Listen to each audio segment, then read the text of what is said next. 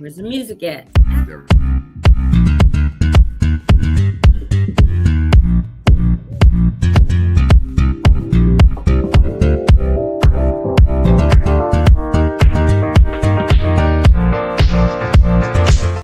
All right, we are back. It's Freaky Friday, and we are just going to be freestyling. You see how we did a different vibe? We brought everybody in at the same time instead of just doing what we normally do. Is hi, I'm Brian Bogus, and you're not, but hey, we are doing it. So hi, I'm Brian Bogus, and you never will be. Let me introduce my guest. Your guest? I'm Jamal Smith, co-host. No, my guest. I'm Tony Bailey, y'all. I'm not a guest. I'm a co-host. Yes. Like Jamal. And then our bomb guest, let's point to her, y'all. Oh, he must be talking about. See, on my screen is right above. She's above you. She's to my angled like that. And who are you? Pointing the wrong way. You pointing the wrong way, Tony. The other way, Tony. No, on my screen, she's over there. No, it isn't. On our screen, it's not. You're looking like you're pointing. But y'all can't tell me what I don't see. On my screen, I'm right here. Bree's up there. Brian's below me. Jamal's over there below Bree. But it's mirrored, so your hand, you're pointing over to the door. Get out. Well, I'm going to point where she's at on my screen. Hi, Bree. Get out. Hey, Tony. If Stan my ground was a person, like, I don't give a damn what y'all say. Between the both of y'all, I would need y'all to be my security.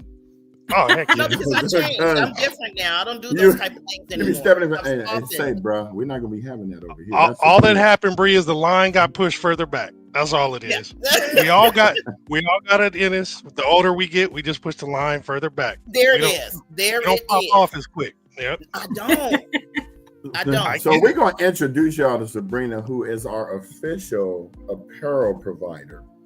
The shirts that you will see us wearing tomorrow at the concert, courtesy of her Fly Bree Creations. Mm-hmm. So we're going to have some of her items on display, which means I need you to bring a couple of your water bottles. Oh, in fact, if you can give Tony some of those water bottles, a couple of sports flasks, we can put them up on the table so that every time somebody comes by and say, hey, don't touch that. That's for display. That ain't no giveaway. Because you know people, they're going to be like, oh, yeah, this is free. No, it ain't. Or we could sell them. Well, the whole point is put your card up there with your QR code and you might get like 90 sales that day. Oh, yeah. We ain't playing. We trying to. Sabrina be like, I don't even like y'all. Y'all got me over here. I got 150. Yeah, I got to do 1,000 bottles. Because I am bringing the yard signs are going to be for selling our books. Oh, yeah. We need everything up there. I'm bringing some water bottles to give away so that people can have something to drink. Yeah. Oh, here, courtesy of Black Fortune, which is what I got on now. Oh, there go the light. There we go. That temperamental light is so sensitive. I got to get some Velcro. Not Velcro. Well, because the camera is this wide and the light is like that. So if I put the Velcro on the bottom and then put it on the top, it go. Now I could be shaking the whole table. The word. So, Bree. Yes, right before we came on, oh Lord, why is my nose itching all of a sudden? You got the money coming in. Oh gosh. Thank you. Excuse me, y'all. I am so sorry. Oh, that's what I do. I put it on mute so people can't hear. I did that one time and Tony said, you just sneezed, didn't you? I said, girl, don't be paying attention to my face right Okay. This usually happens early in the morning. Why it happened at 10 o'clock? I don't know, 10:30. Anyway. We were talking right before we went live. Obviously, we're going to talk about your apparel and all that and who you are. You're an Altadenian like us. For people that don't know you, plenty probably do. But we were talking about how it affected us. I was, that night you asked how my parents were because, my brother, my parents and all that. And then you were saying you hadn't been up there because when you tried, you couldn't get in. And then you had been, more recently. And how it affected you. Did you want to talk about that a little bit? Well, it's I grew up there just like everybody on the call here. I've never been to the area and felt like a stranger. I don't like that. I don't know which streets to go down. I don't know what's blocked off. I don't know if I'm gonna get locked in. I don't know You know what I mean? And I think for me, that was the biggest thing. And to just see the devastation like up close like this, it's like if you don't know the streets and if you don't know the area, you wouldn't know that it was a house here or a house there or whatever. And it's just like, how on earth? It's just like it was so personal the way that it went through there and destroyed everything that you know. Like I had mentioned, you know, I moved to the Inland Empire 3 years ago. Had I not, I would have lost everything because the house I lived in is gone. I was on Marengo right at Athens, down the long driveway. I was around the corner from, you know. Yeah.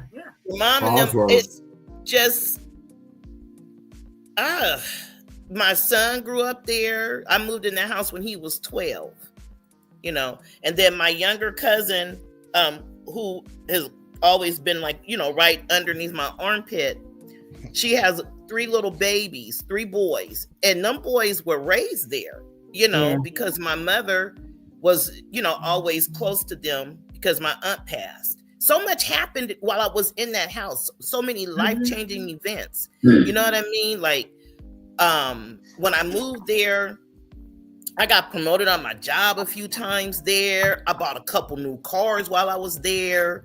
You name it, I did it. My parties were there. Oh, the parties were off the chain. You know what I'm saying? Like, I took a hiatus for a long time where I was like a ghost. Then I hit the scene again in my mid-40s. And then like my 48th birthday party almost was like I don't know, like my rebirth. And like just getting back out there, everything, so many things happened for me while I was in that house, and it ain't there no more. Like when my Google memories pop up, all the pictures in the house is gone. You know, it's just, it was very, very, I don't even really know how to put into words the emotion. Like the first time I went was on March 2nd or something like that. March 2nd, March 3rd. Anyway, I'm telling you, I cried like a buffoon driving through the little spot. I couldn't take it. You weren't the only one. My aunt came to visit and I took her up there. And it was just, we were all, it was 3 of us, my mom, my aunt, and myself. And we just, all our shoulders were just limp when we left. It's just, Yeah, because, you know, you used to go by landmarks when you go up here. Oh, go just turn at the meat box right there and then go over here. There's nothing there like that anymore. Yeah, you don't have your bearings when you're rolling through there now. Because we didn't need to know streets. We knew them a long time ago. We just turned where we knew to turn. And see, for me, I didn't. I used streets. I knew like every little, you know, even the ones up Cheney Trail. You know, I knew, oh, Azalea's over here. Oh, Zen Gray's over here, whatever. But either way, if you've been in Altadena any amount of time, your whole life or whatever, like we have, you just know, right? Whether it's a landmark or a street or whatever, or you could tell somebody, even if you're not in the area, okay, go right here. And if you're on the phone, telling them how to get somewhere, right? You could tell people how to get somewhere. And I know where you are. Yeah, just go da-da-da-da-da-da. Exactly. No more. Shit, I'm like, I don't know that street. And you know what was really tough for me was even a few weeks ago when they cleared the lot, because I was up there and I went every day that they were clearing from Thursday to that Monday. But each day that I was there and watching them scoop up the debris to put it in the truck, it was so incredibly emotional. And like you said, bawling, crying like a baby, buffoon, whatever.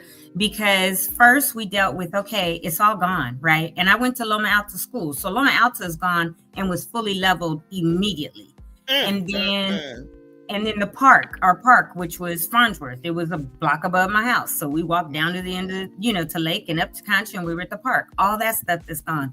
But then to see them scraping everything up and putting it in the truck and the truck drive away, it was like the finality, like the 57 years of my life is gone.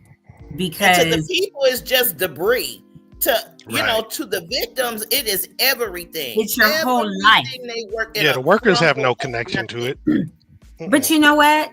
The ones that we had were so kind and they were very connected because they go all over and do this, but they said, you know, like if I start crying, they literally all stopped. And a couple of them came over to hug me or whatever. And they were like, do you need us to take a minute before we continue? And I was like, no, go on. Nice. But they talked to you and they asked. And I was like, I'm good. They saw me going up in the yard in the back. I was at the neighbors, but I was going to get like footage and stuff. And my parents were down, you know, at the bottom of the street, like across the street. And they would wait for me to go where I had to go, right? And they were like, are you good? Did you get enough cameras? Did you get this? Did you get that? And then every day when they saw me, they were like, hey, Tony, how you doing? And they would, you know, talk to me. But that first day, and then I think the last day, I really broke down because it's like, literally, you're now scooping up my entire life, what's left of it, the debris, you're putting it in a dump truck, and it's forever gone. And so forever gone. And that was so tough. Just like, you know, going back to January 7th and 8th, because my sister's complex basically was gone that night, like 8:30 at night or whatever. My parents' house was gone by 3 a.m. And then I talked to other people and theirs was gone later during the day, you know, or whatever, 6 a.m. or whatever on more west. But that finality of it being driven away in a dump truck, that messed me up a couple weeks ago for sure. I bet. Yeah. I bet. It's good, Mr. Chessman. Glad you're on the show. Appreciate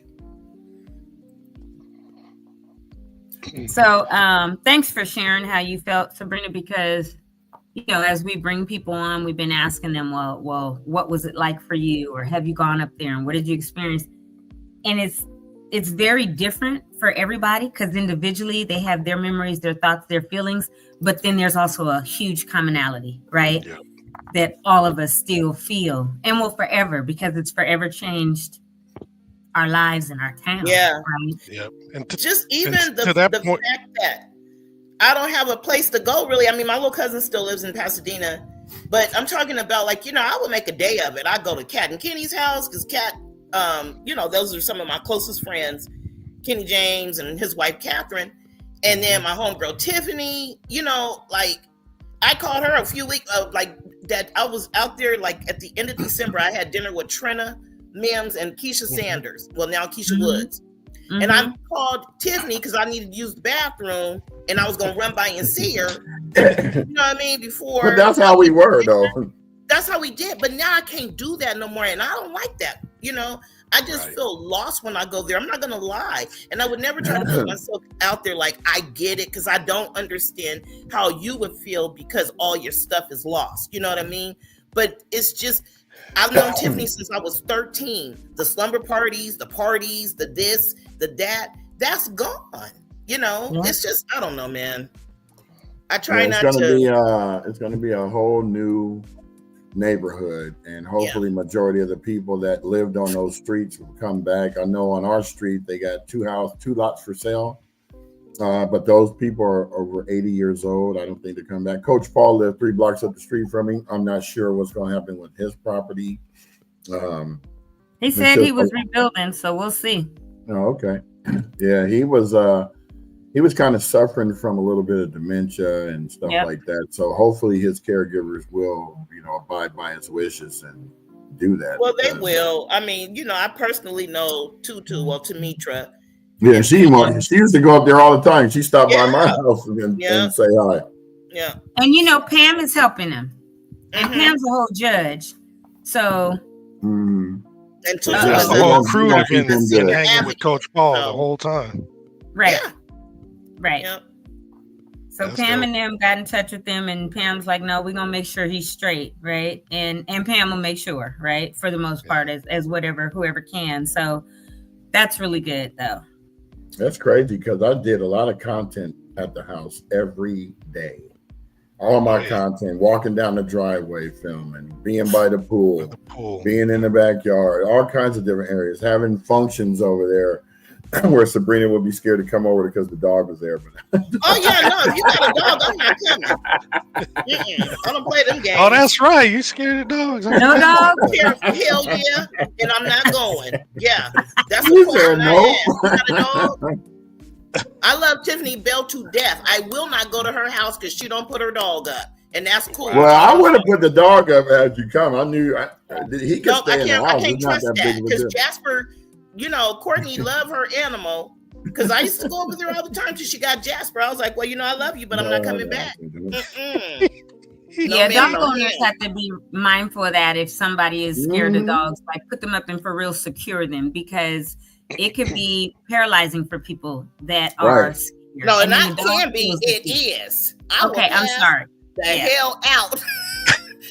Oh, wait. That's a whole nother dogs topic. can sense that too, even if they're cool. They absolutely get I know you're scared. Yeah, I just be sitting there, heart in my mouth, just like, oh Lord. Yeah. Yep. There's our top contributor right there, Marcus. Welcome to the show, Marcus. And Key Man was up there before. What up, Key Jana? Appreciate you, man. And something that Bree was Tony was saying about the commonality is you were telling us earlier about how you were just kind of joking around like the night before, like like normal conversation, normal banter with the friends, and then hours later it was just a whole different world. And I'm sure a lot of us went through all that. You should have seen the chronicling I was doing. I was at Olive Garden. Power went out. I'm trying to be funny. Okay, everybody, turn on your phone lights. It's candlelight dinner time. I'm trying to make light banter. Went live. Went outside to go get cash because, of course, the power's out. We couldn't pay with credit cards. And then next thing you know, I see a transformer blow. Now, I don't know that there's fires getting ready to start in Pasadena. So I was having dinner with Tracy Richards. And I said, Tracy, go straight home. I'm going to take the back streets. So I'm trying to take the back streets. I'm talking about whole trees falling. So go out and finally get to Michelinda. It's crowded going up. So I make a left through Landfair and go up Hastings Ranch Road to turn on Sierra Madre. Backed up and I can see the fire. And I think I was probably one of the first ones to film it and post it. And that was on the back end of Eden. Couldn't drive down New York, so I went all the way down Sierra Madre to Washington. When I got to Washington, I didn't drive. The McDonald's was on fire, and the police were sitting there with their flashlights doing traffic, but they were looking at their phones with their flashlights down, and I'm going, bruh, you got us stuck here, and this building is burning right here. So I just went past him. Got home, and Courtney was like, why is everybody panicking? I said, because we might not be able to come back here tomorrow. And she happened to leave her car, and of course, that's the car that was sitting there burnt up. So it really devastated her. She's still crying today. No joke. Like full cry. Yeah, like especially when they just removed the debris from the lot this week. I have yet to go back up there. Probably after this podcast, I'll drive up there and film some to see what it actually looks like with just nothing there. And you see the whole neighborhood, like the whole block is clear now. And you can see all the way to Los Flores now from the house. Yep. You don't even have to, and I can actually, now we know what the mountains look like because there was so many trees in the backyard. But yeah. You can see the mountains clear from my parents' house anyway, because we were so up right above them or below them, right? Yeah, but now you can walk straight to them. But it's such a trip how much larger the lot looks than it did growing up or anything, right? Because it's not, but let me tell you, they said on our block, on Wapello on that side, when they did my parents' house, they said it took them from Thursday to Monday because the pilings, like we never really, you guys know, like people be like, oh, is that earthquake? And I'm like, I don't feel earthquakes unless they're like 5.2, 5.3 or above. Solid. And now I realize why I never really felt them growing up, and I would sleep through them because they went down. They had to go down 6 feet just to get the pilings out. They were like, this house was built so well, like they removed the foundation, but they had to keep going. They said no other houses on this block have we had this trouble with. And we haven't had to take this long because the pilings were down, the footings were down so far, they went down 6 feet. So it's weird to see, like, you go up, they had to remove a lot of the driveway. They took more of the front yard than I thought they would, a good probably 6 feet. But then it goes and there's like this cave, right? I mean, it digs down, and then the part where the house was is kind of dirt on top, but then almost like a moat around it because they had to keep going down to get those out. But And then they came and sprayed the green mulching stuff the next day. And well, now you know when you build it back, you're going to have to go that 6 feet to make it the same house that it was before. Well, it doesn't have to be the exact same house because the like for like, they've changed that. It doesn't have to be the same layout or anything. And if your house is 2,000 square feet or below, it's no longer the 10%. It's 200 square feet that has to be built, because with all the changes in the code where the bathrooms have to be accessible, the doors in the hallways have to be larger and all that, they know all the houses are going to be a little bit different anyway. But it's literally like, okay, now my mom's working with the architect and they get to literally like have a clean slate to do what they want. And we were literally just getting ready to put a garden at my mom's house. We talked about it when we were all there on Thanksgiving because I have one. And she was like, so I told everybody, I said, okay, like in February, you guys will come up in the backyard and we'll start building, you know, the raised garden beds and all of this. And so now as part of the planning, it's like, okay, you still want your garden? Now you can plant it into what portion of the backyard and have it built and all this. But it's just such a trip because to see the lot from the beginning to all the way in the back and all this available empty space that they can have this canvas to build on, it's just crazy because it's like, it didn't seem like this lot was that big, right? But it was a house and a garage on it, not just land. So yeah, it's weird just seeing it like that. Yeah. And now it's going to be clean paved roads and underground, hopefully underground electrical, and you know, we'll see how that goes. Yeah, right. They approved 96 miles of underground, but when will that start? Take a minute. Yeah. I would think they should start right now because they should have started. They should have started a week after the fire. Instead of starting to put the poles up and lines up, all on where we were, Mom and them on the east side, it's all brand new poles and lines and transformers. So I know they're not gonna take those down and put them underground. Y'all should have started when you had a fully burned out town and said, before we rush to put stuff back, right? Except emergency power for those that are still gonna be here, but the rest, put that crap underground. Now they've waited, and it's like, oh, we got 96 miles. And where's it going to be? Only wherever they haven't put stuff back up. Right. Now, like they're just now taking down that 50-year-old dead power lines all of a sudden. So-called dead. That's the funny part. Well, they were dead, but you know how electric arcs. No, it wasn't. But it was decommissioned in 71. They didn't say it was dead. It was damaged. They said dormant. Right. But it was dormant. So then, and then the crazy like thing was for them to say, "Oh, we turned the power off at 9 a.m." You a dog face lie, because the power was still on Wapello and Mount Curve at 9:30 p.m. when my daughter, my brother, and my nephew were there, and then it went out on them, and they used their flashlights.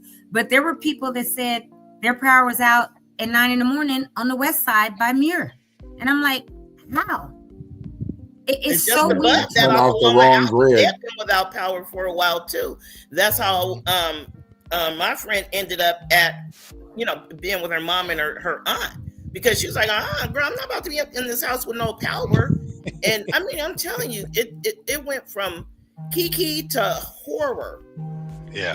My son was like, Mom, you gotta stop every time somebody call you. I'm like, no, these are my people. It was, It was bananas. That's all I just think it's just bananas in the disparity of, oh, on this side there was this, oh, on this block this happened, oh, and then even at 3 p.m. that day, one of the builders, Allison, who was at my town hall, said where she was meeting with a client that she already had, and she said at 3 p.m. a fire started outside the lady's house in a tree. So something happened where there were sparks. Yeah. And all the neighbors rushed to put this tree out. It was a smaller tree that had been planted. But she said then the winds were probably 60 miles an hour. That was like at 3:15 in the afternoon. So, and she said, and they still have power there. And it was like Altadena Drive near Washington, or, somewhere on that east side. So it's weird. But at least now they're acknowledging, because they've sent people to take that, to dismantle that tower. What was it, Tower 8? Or that just fully solidifies the fact that they're going to settle. Oh, absolutely. Absolutely. I mean, they got 17 billion in reserve. I looked it up. They have 81 billion. They made 17 billion last year. Mm-hmm. So Edison, Southern California Edison, is the child company of Edison. Of Edison International, right? So these money making, grabbing, give us our money to get our lives. Yeah, they need to pay. Yeah, run it. Pay up. Right. You got about 15,000 people that need support. So, 15,000, 17 billion, it should work. Easily. I know they're trying to hold a reserve for the next devastating, the disaster. Because, there's always something in California. So they're going to have plenty of reserves. They already had the Woolsey fire settlements, the other ones that they've been dealing, all of those. Now, here's the funny thing. I thought Southern California Edison was to blame for all of the fires here in California that just happened with ours, but it wasn't. We were the only ones affected. Everybody else was something else. Really? Okay. Yeah, and I looked that up the other day. Yeah. I was like, Now I can tell you the Bobcat fire, that was Edison. Because that was Woolsey.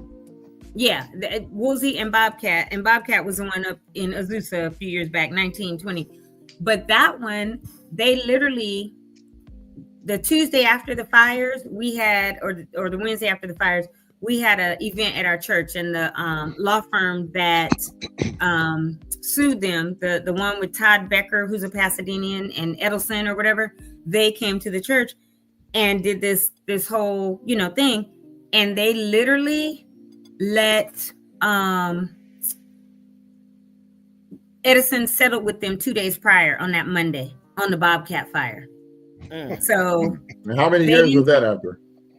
4. It happened in 20 or 19. It would either happen in 2019 or 20 because I lived right below it in Azusa. I remember that fire. Yeah. So they settled because they knew 5 years they in the didn't making. have. Go ahead.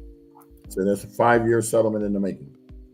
Yeah, but I don't think this one's going to take that long because they know that dormant Tower 2 or Tower 8, whatever it is the cause, and it arced and all this stuff. If they try to drag it out after having admitted all that, they're really stupid. Just start getting these claims or these lawsuits settled for people so that they could build their houses back. And you're at fault. You know what I mean? Like, let's not play the game, Edison. You already know. And everybody knows now. Let's not play the game. Quit stalling. Oh, Sabrina. You see how I said that? And he came up with a song. And I know you be watching sometime. Brian knows every freaking song, lyric, title, movie, line in the movie. And we say one thing and he takes it and either says something from a movie or makes a song or whatever. And I just be like, Lord, this boy right here. I'll be having fun with it, man. Yeah, I do. I'm like, how does your brain know all of that? My father was a musician, and he always made songs about us getting our butt whooped, all kinds of stuff. Not about the whooping. He said, "Come on in here, boy, come get this liquor and stick. Gonna make your liquor with me." I'm like, that's kind of cool. I don't want to laugh while I'm getting my butt spanked, but that was and my dad would be like, "Well, you want to get a butt whooping by me or your mom?" "Oh, always you, Dad, because you're going to give us 10 licks and tell us out there you're going to just do it on our butt." My mom she'd be whooping you in syllables. "Didn't I tell you?" No, I said, "When's this sentence going to end, Mom?" Ain't no other way to do it. I told y'all last week about that last whooping That's me and an Eric got for teasing Jeff. She said that's an art. And my mother whooped us and closed the room door, and we were in my bedroom and we were on the floor dying laughing. And she walked down the hall and heard us because it didn't hurt no more. Like, dude, I'm 13. Why are you whooping me? Right? Like, and we were cracking up laughing. And Jeff was 10, but me and Eric got in trouble for punking Jeff for teasing him about something. And she thought that last, didn't I tell? I was like, this don't even hurt, y'all, if you don't knock it off. But yeah. But my mom tried to whoop me at 14, and I grabbed the extension cord and I said, "No more of this. No, I'm bigger than you. I'm not going to fight you, but I'm too big to be getting a whooping, Mom. It's 14. I'm in the 9th grade." Would you say that to your mother? Yeah, I said to my mother. She said, "You know what? I'm going to look for an apartment for you." I know that's right. Yeah, it's time to go. My mom started talking about hitting me with frying pans. once I was too big for a whooping, and I only got a couple.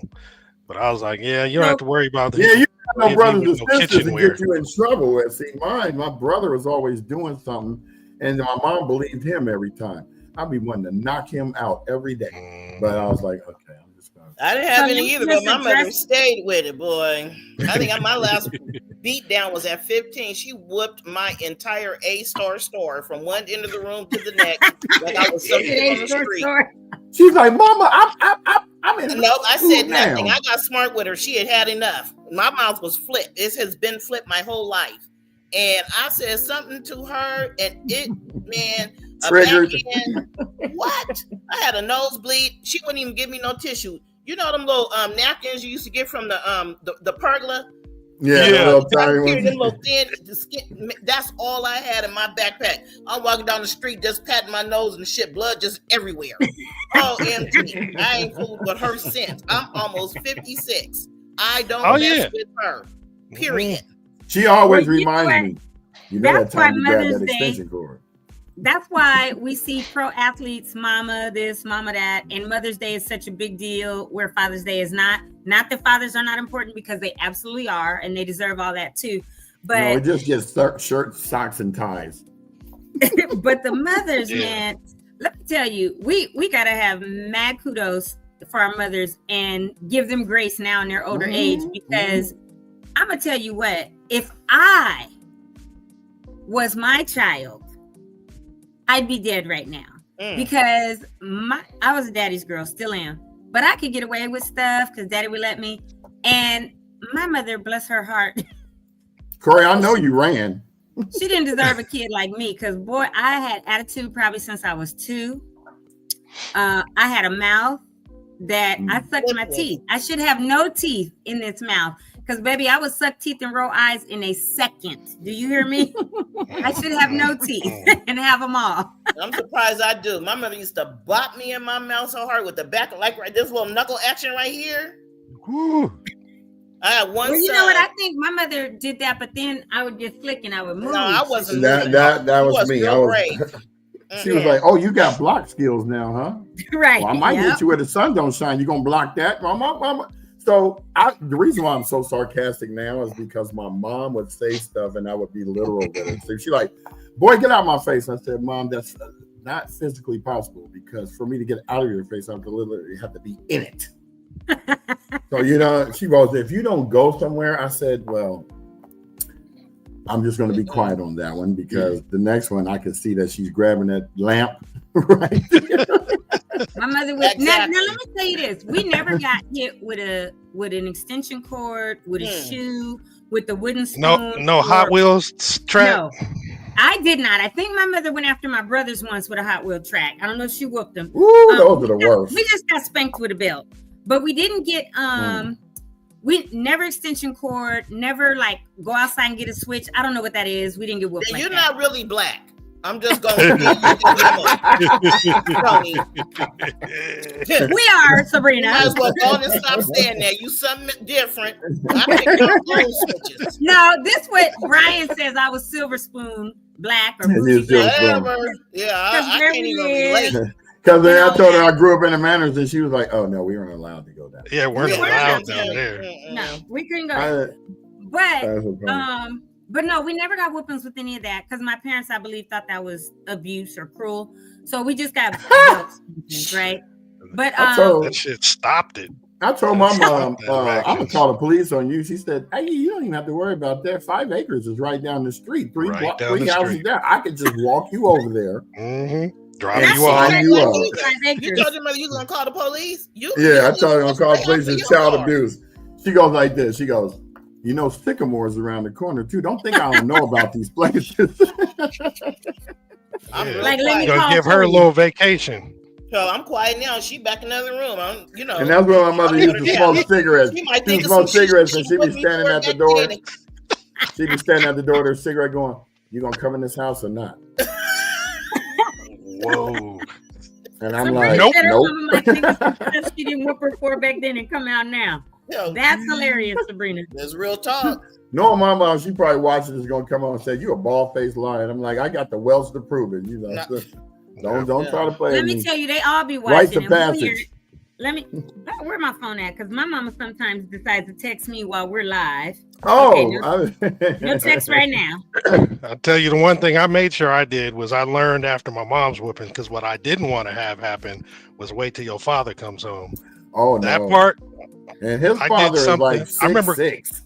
I remember cussing at the teacher in second grade for some. I think I said you pissed me off or something like that. Second grade. And my mom got me.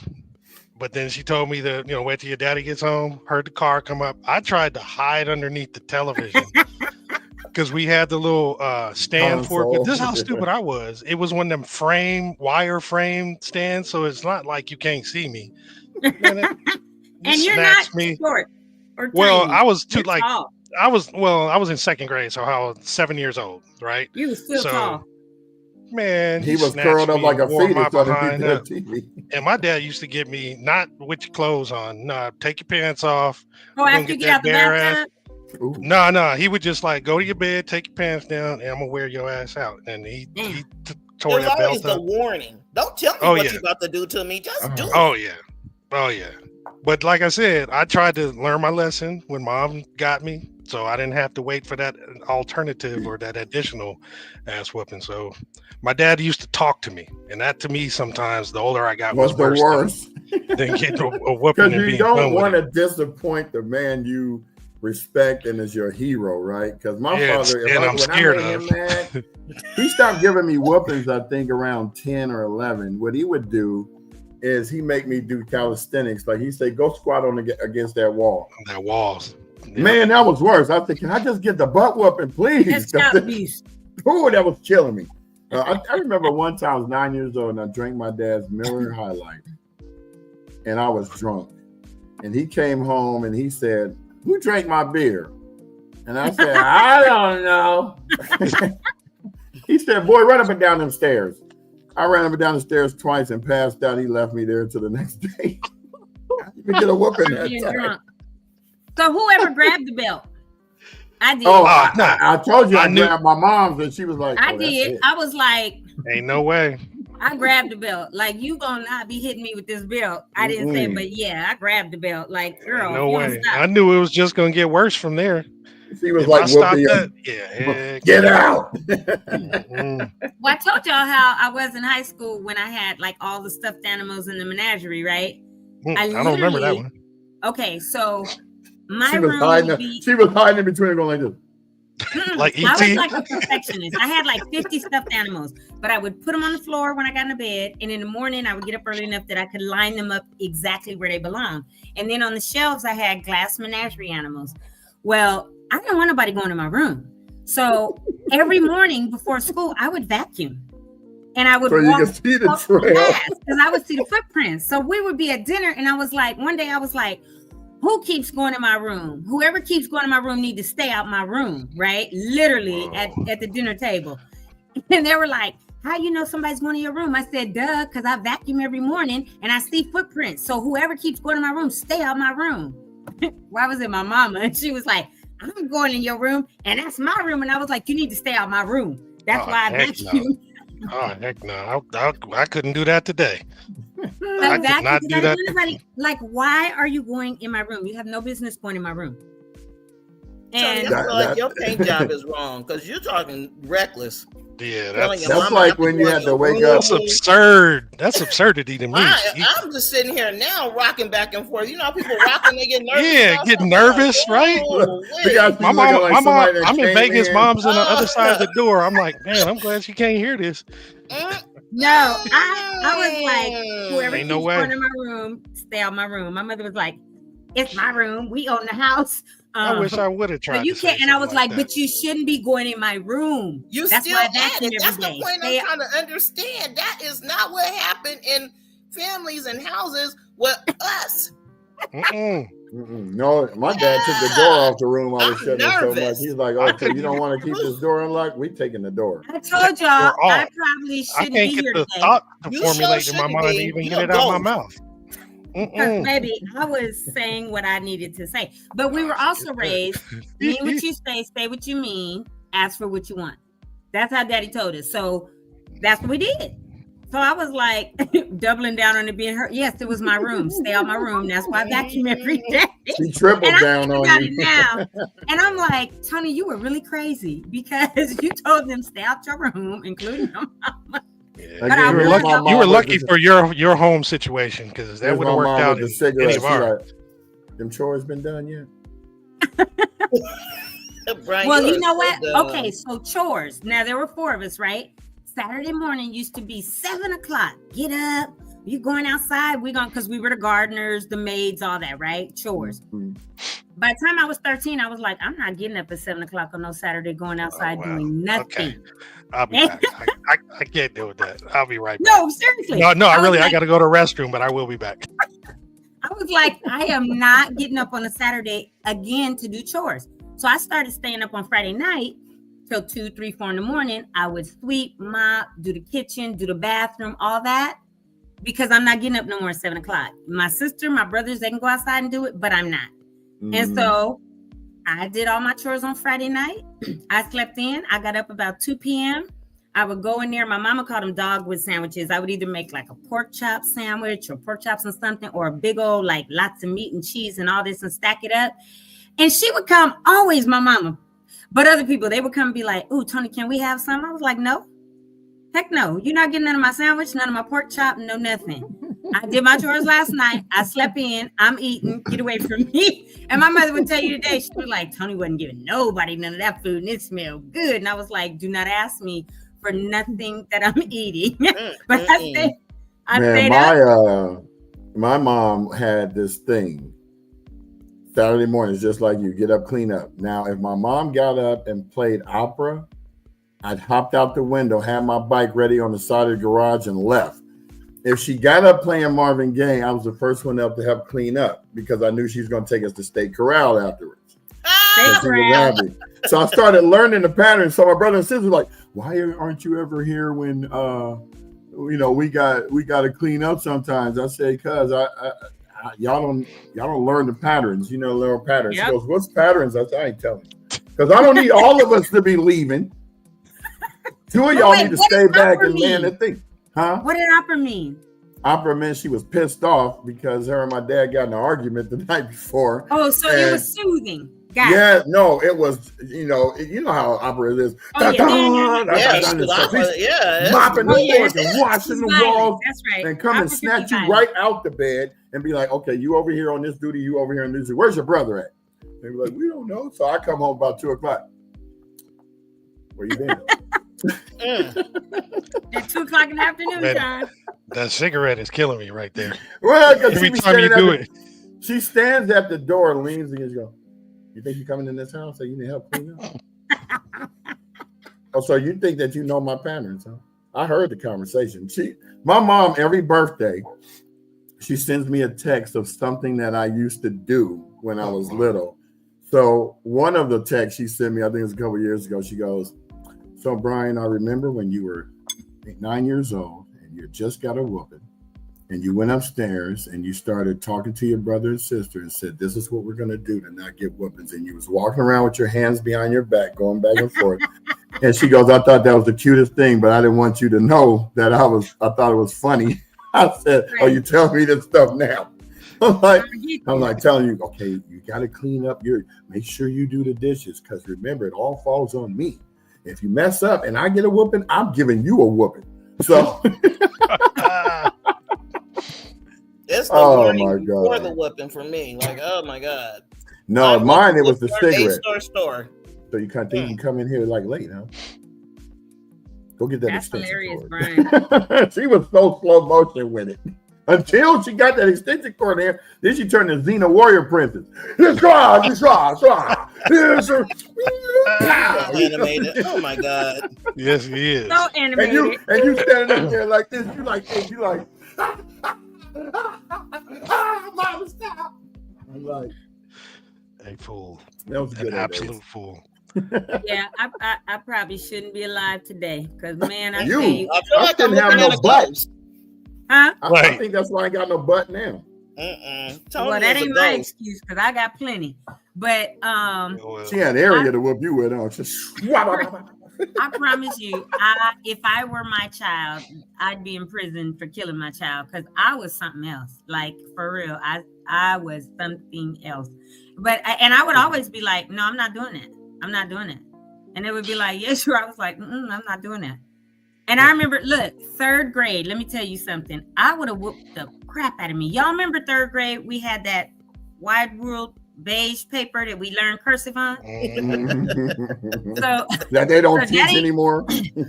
Daddy graduated from Cal State LA with his master's. The graduation was on a Sunday.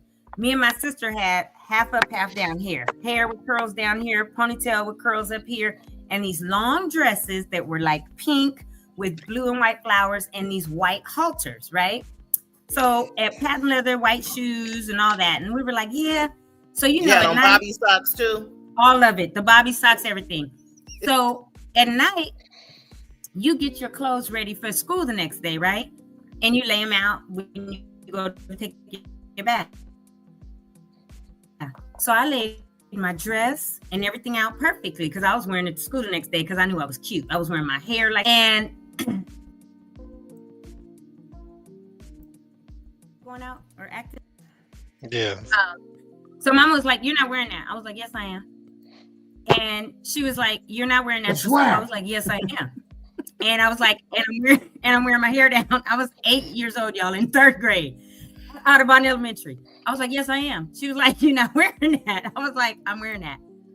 So I had it laid out.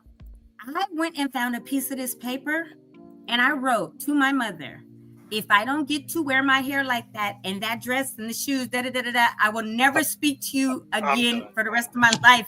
And I slid it under their door when they had gone. Yeah, that's a lot. I'm so nervous right now. Oh, baby. But guess what? I wore to school the next day. That dress, them shoes, and my hair like that. Yeah, I'm gonna let you do it. I'm gonna let this go this time. I'm gonna let you have some speak your mind today. No, Daddy was like, let her wear it, right? And then he took the paper, and on his desk at work, it was a glass over the wood desk. He put it under there until he retired after 32 years. It stayed right on that desk. So when I tell y'all I should probably not be here today, or I should be the ghost like Sabrina says, I cannot imagine. No, you are a ghost. My child. You I can't imagine my own child telling me that. Nope. And writing something like that. Ain't no way. Nope. Ain't no way. No, you did not survive. You just think you did. I did. I was 8 years old in 3rd grade. I wrote on that paper, if I do not get to wear this dress, the shoes, and my hair like that, I will never speak to you for the rest of my life. And they had already gone in their room to bed, closed the door. I slid it in that crack. And I've been the most non-spoken to kid in the world if I tried some drama like that. I would, at the very least.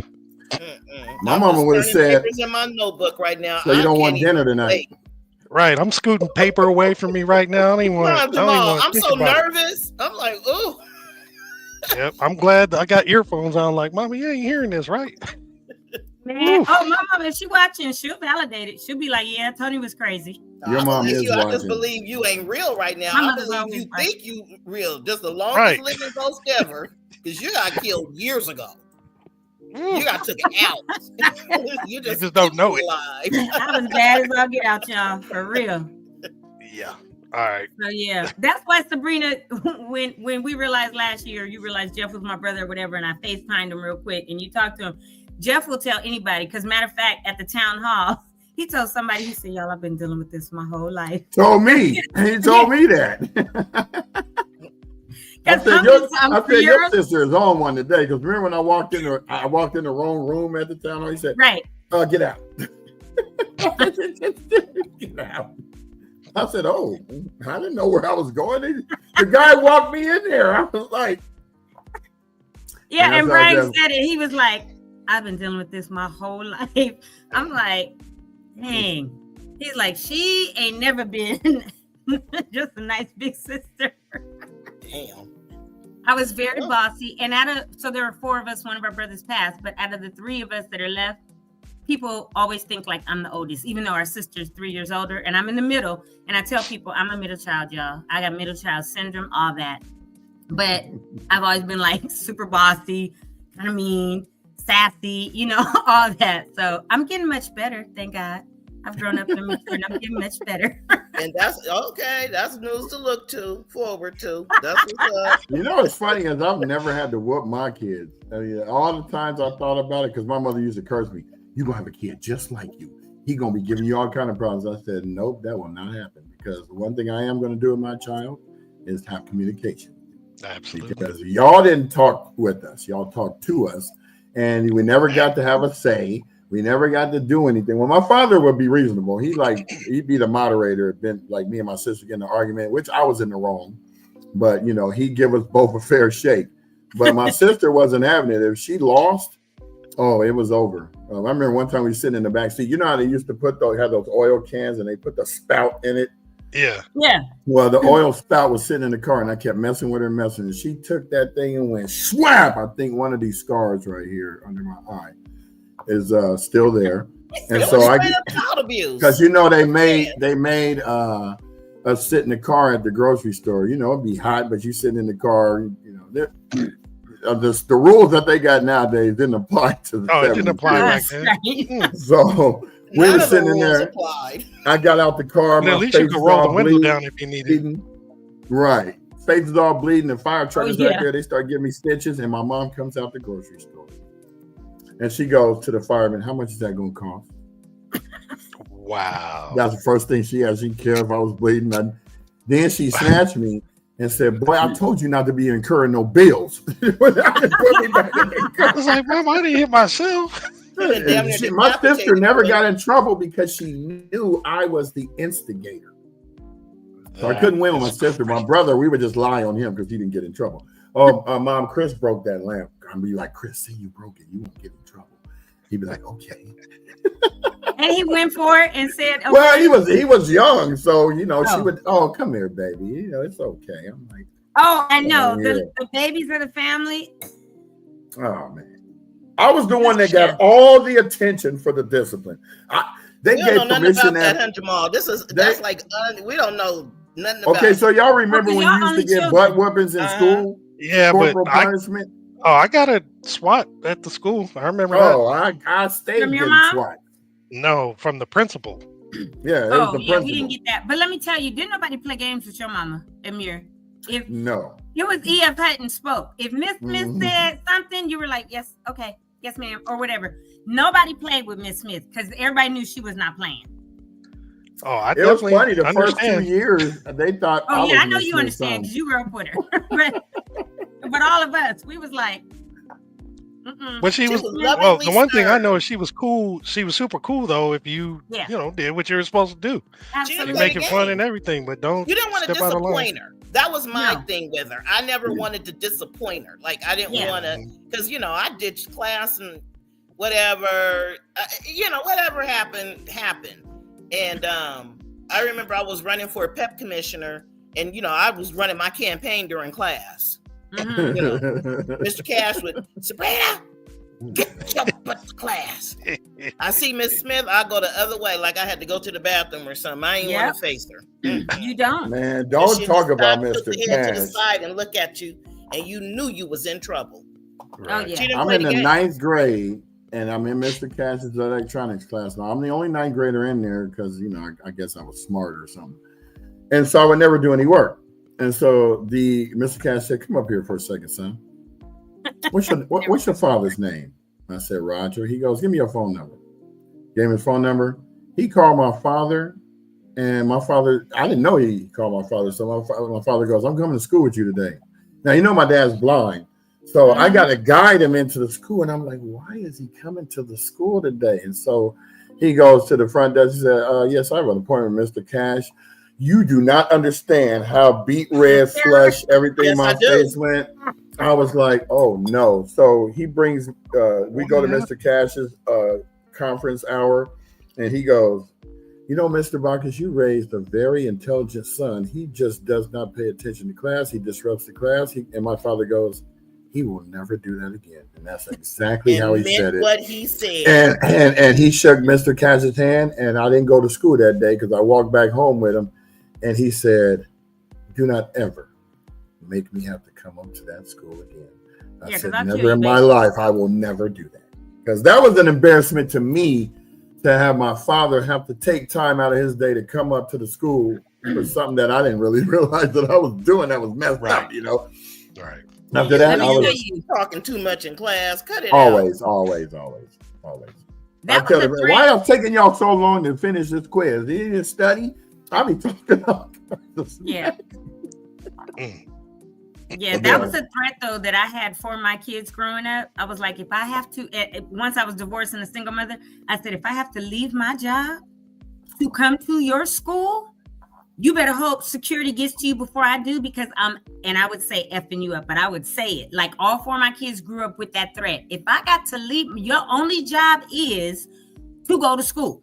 So if I got to leave my job to come to your school, and all but one did really well. But one, he was like, all right, we're going to try it, right? That was my payback child. And then he wound up, he was at HS. I had two went to HS. One went to Muir, one went to Monrovia. Well, she went to Maranatha, then Muir. But I had to go up to HS one time. They could not find him nowhere because they told him, oh, your mom's on the way. That brother he had to shake his spine. He went to McDonald's. He did have to shake his spine. Foothill. I told him all his life, let me have to come. He probably didn't come home for a day or two. Want you to calm down. Yeah, he did. My mother, she came up to the school one day, and when I was going to field, I was in the 4th grade, and I always made fun of people's names because they always made fun of mine first. So I'm in the principal's office. She said, you know what, Brian, I've had enough of this. Paddling doesn't work. I'm calling your mother. I said, okay.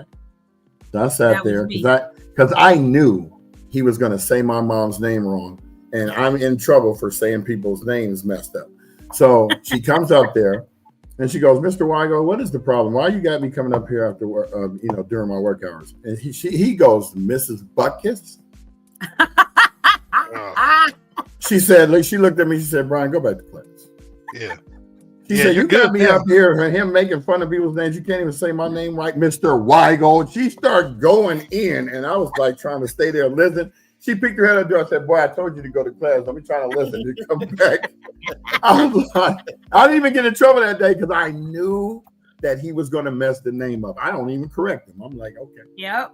You dummy, huh? Mom had my back, boy. I remember this dude hit me with a 2x4, and I was 9 and he was 18. My mom came out with the biggest butcher knife and said, if you ever touch any kid in this row, you won't have things that you use every day. Damn. She wasn't specific either. Like, what was it? Your hands, your arms, your legs? Yeah, she was talking about vital organs. Right. So I was like, so after that, he just looked at me every time I walked past his apartment. So, yeah, my mother. I bet you he didn't touch you. Right. No, he didn't. No more 2x4s. Who the hell get somebody with a 2x4? She would have did some quick knife work. Yeah. Went back in and finished cutting them vegetables with that thing. With the Ginsu. With our kids, you gotta have your kids back like that. You do. Man, these schools will try, especially black kids. The schools try to railroad them, and the boys, they're disruptive. They need to be on Ritalin. They need to, all this stuff. And I remember when my youngest went to Loma Alta, this little girl, this group of girls, one of them liked him. She was a little black girl, but all of them. So they would always, in 4th, 5th grade, you don't know what to do when you got a crush on somebody. So they would mess with him. And he would always go and tell the teacher, he'd tell the noon aide, whoever. And one time he's swinging and the little girl catches his feet and pulls him off the swing. Oh, and he whooped her little A-star store. No, hold up. He had already been to the dean, who was a black man. He had already been to the principal, the noon aide. She pulled him off, and he hits his head on the sand because she grabs him and pulls him off. Baby, he got up. He beat that little girl's tail and knocked the tooth out. And so they're going to call me talking about, you're going to have to come get your son. He's being suspended. I said, for what? And they said, because he hit a girl. I said, why? Because he knows not to hit, a girl or whatever. So by the time I get up there, they tell me what happened. I said, oh, wait, hold up. The same little girl that he's told his teacher, the noon aide, the principal, and the dean about? And they were like, yeah. And I said, go back to class. And they were like, he can't go. I said, yes, he can. And they said, no, we're going to give him an in-school suspension. I said, no, you're not. I said, because I tell you what, you failed to protect him.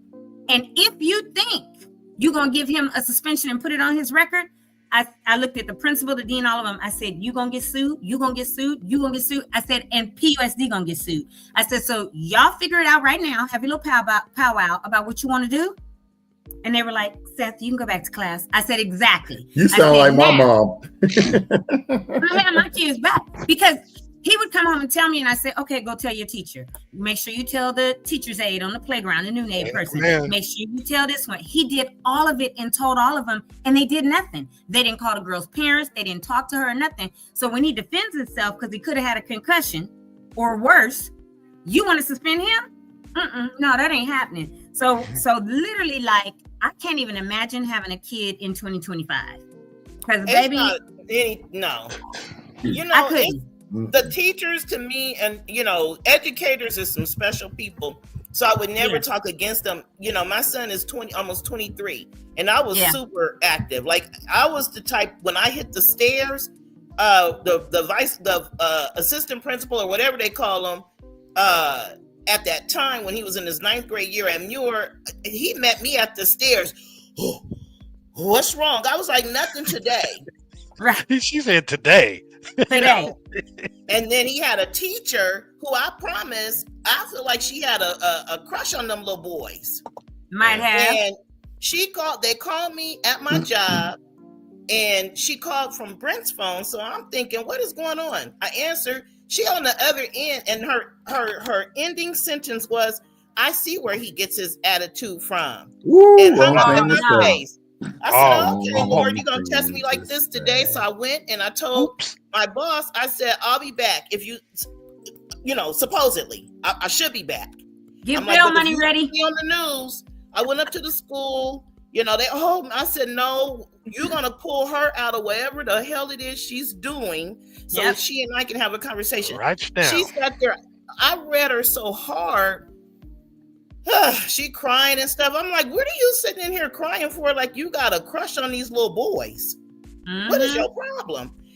I always was an advocate for Brent. I had to be, because like you said, you know, the little black boys, they dimmed his shine because he was a very jovial young man. He was always laughing and talking. You know, one teacher told him he was immature. I told him he was too old to be teaching at the level he taught at. I used to put together my own, I think they called them SSTs or whatever back then, where all the teachers would come and talk. Yeah. You know, and they were never ready for me because, you know, they were never ready for me. You ain't ready. No, they weren't. One teacher talked about how he didn't have all of his assignments done. And I told her, but remember when I came to back to school night and tried to talk to you, you couldn't even talk because you was too nervous and your hands and shit was sweaty. So now you want to come in here, you got a whole bunch to say. Called her out. I stood up for him to the day that you have to. I did, you know, because you weren't going to railroad my kid like that. Exactly. He had his little ways and stuff. He was an angel. Right. Right. Jamal, you should have seen her. Just sweating, you know, mouth dry, and she couldn't talk and stuff. I'm like, well, what the hell's wrong with her? She was scared. She was just scared for the black mama. But you better advocate for your kids, because if not, they're gonna try to do whatever. No, I'm not here for that. Yeah, I was like, we can do this, because all y'all will get sued. Every last one. Not even now. When the homeschooling started, when the pandemic first started, my little cousin, the boys, I think Chance was 6, and he was in the 1st grade. Now at 6 years old, he was super intuitive. He's always been real smart. So, you know, I'm there helping him with his work and everything, and, you know, sitting in on the class, because people had to go to work. You know, some people had to go back to work. I was still working from home. Long story short, that lady passed over my baby about 5 times till I had to tap in. Like, I know doggone well you hear him talking to you and asking you questions. It's just some people, to me, being an educator, will never, ever have any more Mrs. Smiths. I think that is a done deal. No. You know, just because 1 in 100. How the universe is set up now. You know what I mean? We'll never have that, unfortunately, for these children. So you have to be the butcher, the baker, the candlestick maker, because you got to be. Yeah, our teachers were advocates for us. Yeah, they were. Yeah, we had quite a few up there. I'm gonna tell you, but our security at the school. Oh, The best. They were the real advocates. They're the real MVPs. Nettie would let you come on. Let you come on campus after you did, as long as you brought her some fries. Brought her some food. Don't play. Don't play. If she was going to gym, she was all right. Every time I see Sydney now, I just think of what he used to. Hey man, you know you need to get the class. That's what I think of when I'll be at the bar. You know you need to get the class. With his cowboy boots on. He was Sydney he was the most fashionable dude at the school. He had to wear his hats on. No, but you know who used to kill me was Rev. Rev would come up there. He looked like one of them old undercovers from the 50s. He had ram on. Remember when they started making them wear the blue jackets? Mm-hmm. Oh yeah. They went from now the shirts to the now they look like Lean on Me. They stop them from running across that field. Lean on no Me. joke. She is Remember a Big Greg? A movie star. Greg was everything. He was security. He played in the pep band. He was in the drum corps. Yep. I remember seeing him snap somebody that talked back to him, because as big as he was, you wouldn't think you would test him, but somebody said something. I forgot who it was. It was in the gym too. They tried to walk past him. He told him not to. Man, he must have snatched him and threw him against the wall. It's like, yeah, you ain't gonna mess with Big Greg. You can't do that. That whole crew was awesome. Nowadays, you have a parent come up there ready to shoot up the whole school nowadays if a security touched some kid or whatever. But yeah, back in the day, it was good. You know what? I did want to address a couple of these comments. There was one from Camille that said, my mom says there needs to be a lawsuit that addresses the failed evacuation notices. That would be a lawsuit against the county, and county has immunity. Just like the fact that there's no water or there wasn't water in some hydrants, we can't sue the county because of that. They have qualified immunity in certain instances. And with this stuff, the evacuation notices and the hydrants being dead, can't sue the county. So, because I talked to Attorney Carl Douglas, a couple of weeks ago at that thing for the seniors, and we were talking about that.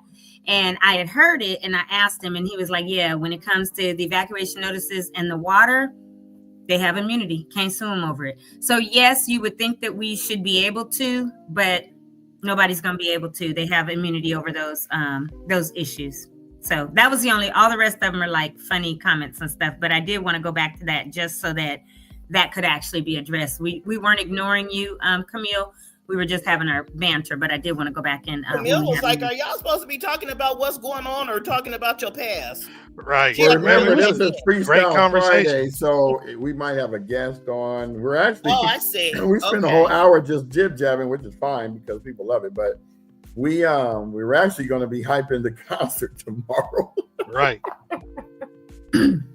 So I'm gonna go through the slides of just the stuff that's happening today and the weekend. So all the other stuff I think people are aware. So I'll go ahead and do that now. I'm gonna jump in. About 50 slides. No, I'm just playing. Yeah, it was like 62. It seemed like it. I understand why folks wanted to break it up. So Bree, if you want to stay on, you can. Otherwise, you can hop off because this is NBC Nightly News with Ted Koppel about to come on. And so you saying you're about to fall asleep? That's what he's about to do. No. Because we've all look, I'm gonna tell you, we've all had to read these dang announcements. It ain't as easy as you think. I read a few days ago. I'm trying to put some comedy banter on it, and even I was messing up words. Tony looking at me like that ain't the word. I was fumbling and laughing. I can't say certain words like inarguable. How you say it? Inarguable? No, that's no. And what's the one with the president? Inaugural. I can't say that word. I can't say philanthropy. Philanthropy. Right. Go ahead. You're gonna make me mess that word up because that's on Tony on the Ashes to Anthems. Indubitably. Now I can do that. Right. All right, y'all. Here we go.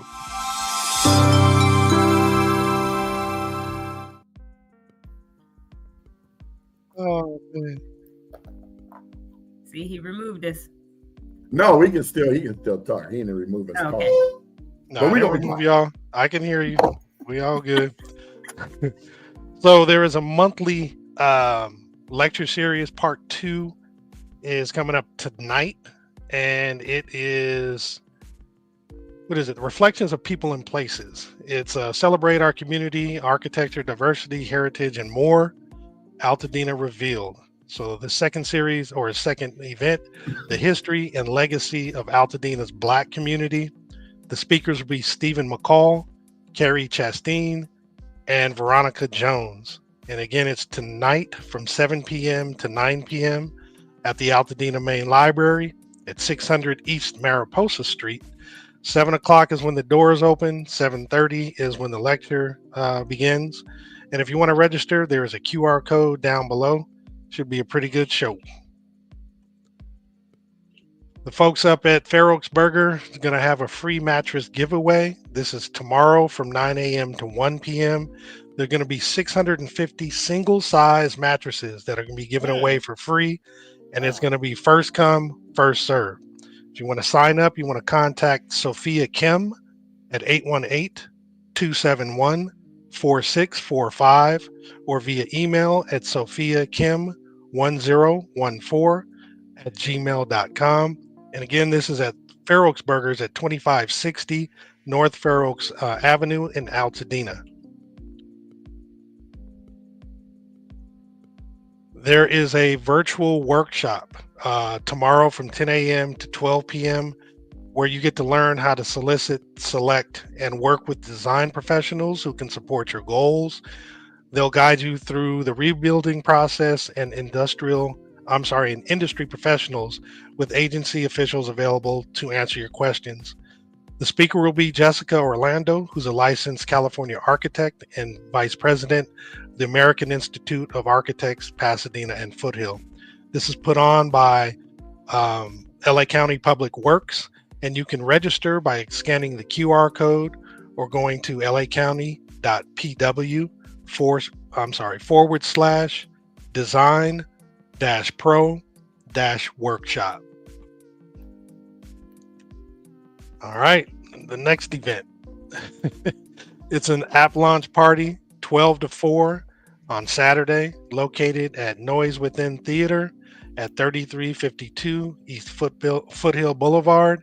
And you can actually get information at AltadenaMusicians.org. There's going to be live music, a jazz quartet, the Altadena Choir. It's going to be family fun and food, tacos, gifts, and activities. This is for those affected by the fires. You get verified to connect directly with donors in the app. Apparently, there's an app you can actually utilize, and there's an album and sheet music shopping, and those affected by the fires get to shop for free. There's going to be a lunchbox, Epitaph, Epic, and Free Range Records. And again, this is if you want to participate, you scan the QR code that's on the flyer. The next event tomorrow. The Dina Give Back by List LA X City Boys Give Backs. This is from 12 to 4 as well. It's at Holy Assembly Church of God in Christ at 55 East Villa Street in Pasadena. They're going to raffle off 2 iPads, and they're going to distribute new shoes, new athletic wear, Stanley Cups, food, water cases, and gift cards. There's going to be food provided by The Habit, and it's only going to be guaranteed for the first 300 people. So get there, as soon as you can if you want those burgers. And if you're open to volunteering, they do need volunteers, and you can sign up at cityboysgivebacks.org. The next event, put on by the Brothers of Alpha Phi Alpha Fraternity Incorporated, Eta Pi Lambda chapter, is Dina First Aid Day. This is at Jackie Robinson Park, at the Rec Center at Jackie Robinson Park at 1081 North Fair Oaks in Pasadena. It's from 10 a.m. to 3 p.m. again tomorrow. They're going to have free resources, community love, from food and school supplies to wellness checks and disaster recovery workshops. This is for you. It's in partnership with council members Justin Jones and Tyrone Hampton. Also tomorrow, for the women of Altadena that were impacted by the fire, there's a Rise and Heal Wellness Day. It's a workshop that's going to include information on wellness check-ins, grief healing, writing therapy, arts therapy, yoga, and much more. This is from 10 a.m. to 4 p.m., also at Holy Assembly Church, which is at 55 East Villa Street in Pasadena. If you want to register, you can scan the QR code or you can go to givebutter.com/rise and heal. And the last item that we're going to talk about for tomorrow, it's not the last slide, but the last item for tomorrow is the Ashes to Anthem. This is the one we've been promoting a great deal. We're going to be part of this. This is put on in conjunction with Tony's church, Victory Bible. So Legacy Land Project presents Ashes to Anthems, the whole Dina benefit concert and resource fair. Some of the artists who are actually going to be there, because there will be some musical guests: Lecrae, Erica Campbell, Travis Green, Andra Day, D Smoke, Guapale, Los Jornaleros del Norte, Sun Wo or Woa. Sorry if I'm Woa. Okay. Asia Marie, Victory Bible Church Choir, and sounds will be provided by Tendaji Latham, great DJ.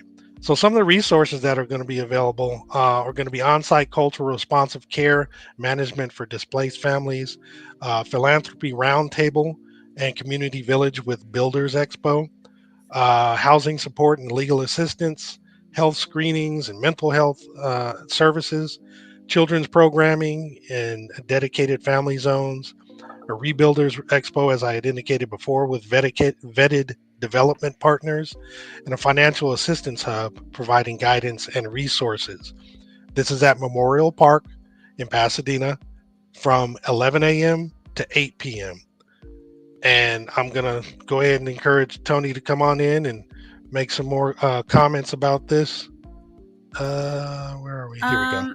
There's supposed to be another big announcement today of some other, I don't know who it is, but another artist. Pastor John dropped a teaser on IG last night.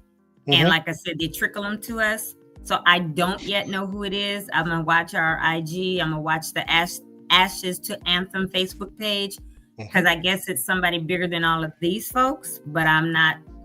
I don't know. I literally am not doing the teaser right now, saying it like I know, because I don't know. I'm going to be looking myself.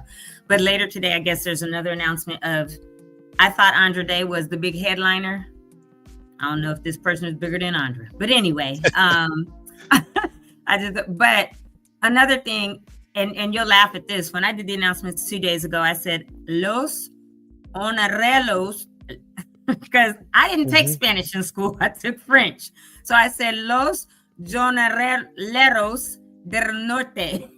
Because I heard if you roll the R, you're good, right? And you kind of stumbled on it, but you did much better than me. But they are, I saw on the Facebook page for Ashes to Anthem, I think they're a mariachi or something like that. That's what it looked like, yeah. Yeah, when I saw that. So I'm super glad that we're having a variety of people come out. There is, D Smoke, there's Guapale, there's R&B, there's gospel, there's all kinds of stuff. But super awesome. There's about 11,000 events tomorrow. There's a lot. Yeah, but you're all going to end up at ours because everybody else ends at 4. And the beauty of it is, like, we know that there's funny weather coming in. It's supposed to rain tomorrow, off and on or whatever. And I said, look, we at the church are not going to stress about it. We're going to pray about it. So any of you that believe in prayer, join us in praying that God holds off the rain until later tomorrow night or early in the morning or something like that. But there is a chance of rain. So bring your ponchos, umbrellas, whatever out if you feel like, you need to do that. I think it's going to rain in the morning between 11 and 12 and then stop from 12 to 2, then potential thunderstorm or rain again later. So, we'll bring see. Your umbrellas. But prayerfully, right, bring umbrellas if you need to, ponchos, whatever. Prayerfully, it something happens where it's pushed another round around it or something, or it comes in later. That would be preferable. So I'll be praying that today. But yeah, come out. We are going again. It's not just the concert. There are huge resources that will be available in all of these hubs. So like he said, the Builders Hubs, the Financial Hub, Kids Zone, Health and Wellness Services, and more. Right, Kathy, don't care about that rain. There's still prom dresses and suits and tuxedos for young ladies and gentlemen should they need them. We know that Jazzy Jam did it for 4 weeks at the Paseo, but she will be there with all of the dresses and all of that tomorrow. Wow. Cool. As well. Yeah. Will neighborhood servants be there too? Because they're also doing the prom makeup and haircuts and stuff. I have no idea, but their stuff is something different than us. So we did do that, and maybe we should even put that QR code up, and if not today, for sure Monday, because I know that theirs is based on the school you go to. They have separate appointment times and dates set up, so young people can get their haircuts, the girls can get their hair done, makeup, whatever. But yeah, come out because there's going to be a ton of resources and get the party started. I just shared the neighborhood servants thing right now. Yeah, go ahead. No, I just have it on the screen. It's up there now. Yeah. So yeah, come out tomorrow. It's gonna be fun. If you see me, say hi. If you see us, the podcast folks, say hi. We'll be there. When you see us, come say hi because you're gonna see us. You'll probably see Brian and Jamal more in the booth, our podcast booth, just because I go to Victory, so I may be pulled to volunteer in other areas at the park, and I'm also hosting or moderating a panel, so I'll be kind of running around. If you see me and I look hangry, or you say hi, bring us some fruit, and I scowl at you, just be like, "Hey, go take a nap," right? Because that may be what's wrong. I'm be there about 7 o'clock tomorrow morning. You said bring some fruit. You want me to bring oranges?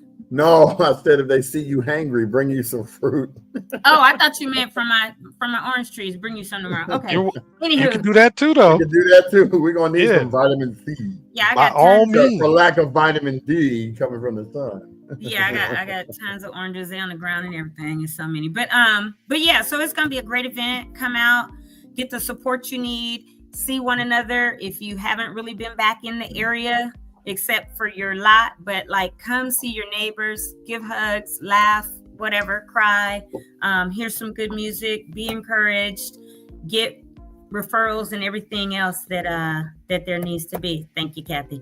That there needs to be, and hopefully we see. Kathy makes the bomb dessert. She made this pineapple upside down cake, which is my favorite one.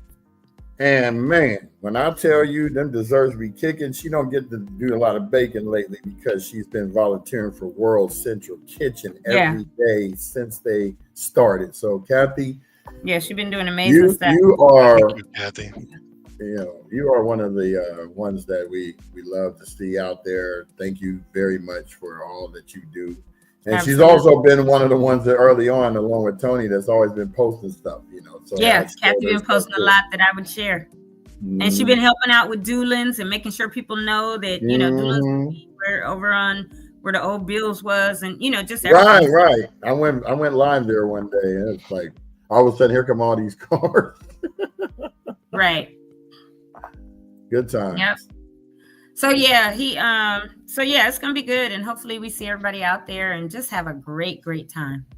Yep. And also thank you guys for making this 73rd episode epic, because this was just friendly neighborhood town banter that everybody can relate to, because this is how we grew up. So appreciate everybody. Our numbers are jumping up. This is so great. So I'm excited. I can't wait till summer. Oh yeah, she's gone. Yeah, she does. She sent me a text. I'm outie, yo. Yeah. I know she had texted me about something. I had put her in the green room before letting her know that we couldn't hear her, but we were still seeing her, I got a text. I'm glad she showed up. That was great. And when you're in the green room, you gotta have signs. I got a text that said, "Tony, is this you?" I was like, "Who this?" It was like, "It's Bree." I was like, "Oh yeah, that's me." And then she was like, "You defriended me on Facebook." I said, "No, I didn't. Facebook defriended us." So I did another friend request, but is now being sold. I saw that on the news that Doolins is being sold at the Crenshaw Sloss in Vallarta. So there's no more World Central Kitchen events happening anymore? Are they done with Gordy's Garage and all that? Kathy, if you're still on, Kathy, we're asking you. She's like, let me scramble to type this in. Well, you can go to worldcentralkitchen.org and it will give you the whole entire schedule. And if they are no longer coming, because again, just like the Red Cross, they do immediate assistance, immediate needs, and go on to something else, and then they go on. And so now they may have a greater call at another disaster like the fires back east, or there's tons of them. Yeah, exactly. When you go on the Red Cross that we just announced a couple of days ago to go for phase 2, when you're trying to go and find where you're supposed to be, they don't announce our fire anymore. Now it's the Dallas, the North Carolina, the Georgia, and so I never knew there were so many fires going on. There's a lot going on. And the bigger ones are now that the one in New Jersey that I was talking about the other day. Right. They're like sweeping through Jersey, and so they go anywhere all over the world to the next disaster. So, but they were here with us a very, very long time, and so grateful. So even if you guys are looking for an organization to support and donate to, World Central Kitchen, go to wck.org, I believe it is, and donate, because they literally came in and gave tons of food. Constantly. Doolins was in the mix. Yeah, I love World Central Kitchen, and I remember when they were last year doing relief in Gaza, and their people were attacked and killed, and it was devastating. And so trying to feed you trying to bite the hand that feed. Yeah, well, no, because the Gazans didn't kill them; them other folks did. The Palestinians didn't, but you will not eat today on our watch. Right, exactly. So the thing is, they are an incredible organization that goes to anything on this globe and helps people and feeds people when there are disasters. So I know we're all trying to make sure we give to one another, and organizations that will give money and things here in our area. But World Central Kitchen, I would definitely recommend people go on there and maybe even set up a monthly donation. It could be $5 or whatever, but give to them, because they're incredible. Yeah, don't forget there's farmers markets at Gordy's, like Kathy Morgan said, and also in Sierra Madre at the Y. I'm talking about Ferrosburger is indefinitely doing things every Saturday. They're giving 300 mattresses away tomorrow. I'm sure Jamal mentioned it, and they're just been in the forefront. Those two ladies, sisters that own Ferrosburger.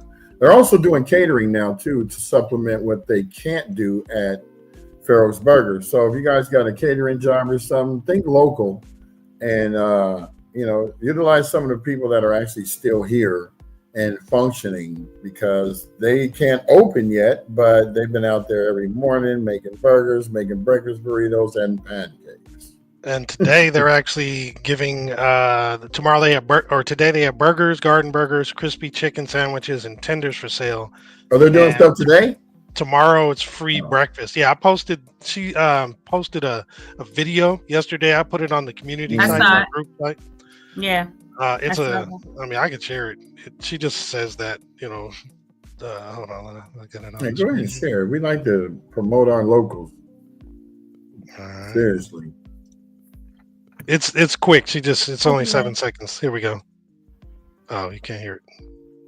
And on Saturday, come see us for some. Hi guys, come see us tomorrow. We'll be slinging burgers, and on Saturday, come see us for some free breakfast sandwiches. See you guys then. She says we slinging burgers. Right. I love it. That's a Dina term. You can't be in Dina unless you don't pick up the terms, boy. Right. I get people telling me, "You still hang out with your friends from high school?" I said, "Man, my friends are from 4th grade, bro." Yeah. The trusted versions, not that stuff. Y'all come back to y'all reunion and go, "I don't even remember you." Right? You're like, "Who is that?"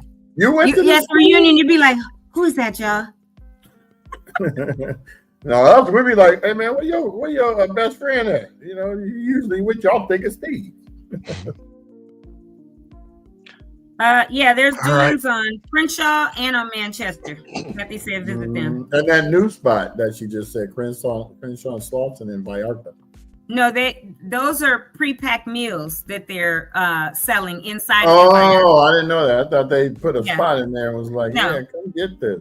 They're pre-made like meals, and they have the clear lid. Because I saw it on the news, I think 2 days ago when they were at the Varta and they were showing the you know. I'm gonna go in there on Sunday and do a walk-in and film it and be like, oh, this is where they go. Yeah. You But know. Doolin's is on 48th and Crenshaw, the original, and then on Manchester, Manchester and La Brea. just east. And that of, line be long. Yeah, just west of Crenshaw. I think they took over the florist that was on the corner too. So Doolin's, let me just tell you why Doolin's has been coming to Altadena so much, because Doolin's is basically family. Grandma and Grandpa Doolin lived up in Old Lavinia, just past Loma Alta Park. And if anybody knows Felicia, Denise, or Margot Glasgow, they are Doolin's. Their mother, Linda, was a Doolin, and her parents lived, like I said, Grandma and Grandpa Doolin lived up in Old Lavinia, up Loma Alta, just past where the pool and everything is on the west side. And so Paula, Mark, and their last name is Doolin, and Vina lived right up there, and they're all cousins. And so the Doolins, that family is very, very connected to Altadena because so many of them grew up in Altadena. So when they started doing the food trucks and stuff, I was talking to Margot, and I was like, you see, your cousins and them bring their food. She was like, yep. So they have faithfully been coming, bringing their food truck to Altadena to help support the community. And just in case anybody didn't know that connection, they're fully connected because they were always in Altadena too. So it's very near and dear to them, even though they're, you know, Doolin's is out on Crenshaw and on Manchester. Like they were always at our houses. We were always together because that's family, for like extended family for us, because my mother and Linda and all of them were very close. But yeah, so people were like, why is Doolin's coming all the way out here? A couple of people had asked me like, that's crazy. But I knew. So just for those that don't know, they've been connected to Altadena for an extremely long time. And I know it was very heartfelt for them to see, you know, family houses or places that they grew up a lot be lost to the fire. So super thankful that they have done what they've done and come out to Altadena so much and Pasadena and bring the food and support. Oh, yeah. Don't forget, guys and gals, that you can find all of our old videos on youtube.com/@AltadenaTalks. I have it right there on the screen. Because as you know, if you want to go back and look at something 30 days from now, Facebook has dumped that and Instagram cuts off after an hour. So if you're on Instagram and you missed some of the shows, just go to that website right there. It will not be going anywhere. Thank goodness for YouTube. They don't get rid of anything. So we appreciate everybody. Thank you all for staying with us this lovely Friday for an hour and 32 minutes. We appreciate you. Thank you, guys. Tomorrow. Look forward to that action-packed Saturday. Whew. Yeah, we're going to be active, so we're going to give y'all the peace sign and say we outro Sheen Cosmetics. Peace.